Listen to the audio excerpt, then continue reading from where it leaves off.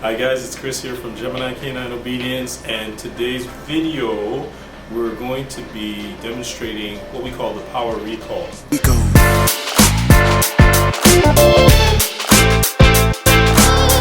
It's a technique that we use for training a very fast recall or come command with our dogs.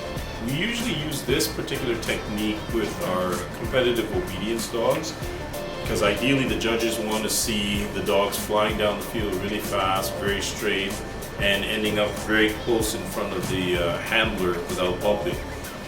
What we found in the past is when we would do setups where we would put the dog on a downstay, run out, turn around, call the dog, like most people do. Over a period of time, we found the recalls became slower because the dogs knew what was coming next.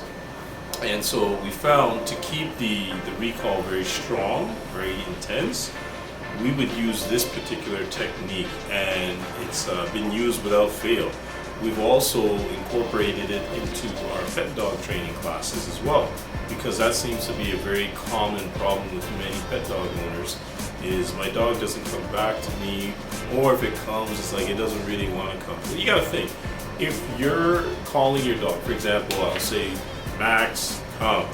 Max is out playing with somebody else or another dog, or he's just investigating something that smells really good in the field. Why come back to you? You're boring. So you want to make yourself very exciting when calling your dog, and that's where now we tend to use this particular technique. It's used in conjunction with food or toys. We prefer toys simply because it allows us to engage with the dog. And most of these dogs that we train in the competitive obedience world, they come with a lot of drive, prey drive. So with the toy, we can really exploit this particular technique. What we're going to do is go right into the video and demonstrate to you the power recall. This particular technique requires the use of two people when teaching it to the dog, because one person is going to act like the spotter or the assistant, and the other person, usually the handler, is going to be moving away from the dog fairly quick. Sometimes if we don't have access to another person, what I used to do in the past is, let's say I take a soccer goal post with a very long line, like a 60-foot long line, and run it around the actual goal post attached to my dog's harness, and then the other end I'm actually holding on to the line and restraining the dog. At which time now, when it's time to call the dog, we let the line go and we take off. And so now the goal post actually acts like my assistant. So I literally restrain the dog while it's on the harness, and then from there, when it's time and I say come, I drop it and I take off.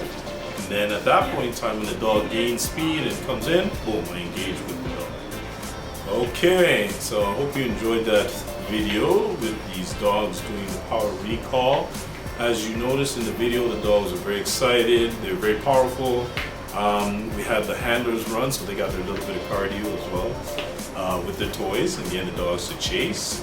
And it's a game of just chase me and get your reward. And what happens is, with that now, eventually it's not just going to be about run and bite, it's going to be run, come in powerful, set up, and then get your bite. And so we'll probably have a future video for that to show you how we incorporate now that formal finish or that formal frontal with the dog coming in at a distance, very powerful. But for entry-level beginners, this is what we do. We have them come in full-hearted, lots of power, and let them have fun. If you enjoyed the video, don't forget to give us a thumbs up, and please subscribe to our channel. Have a great day.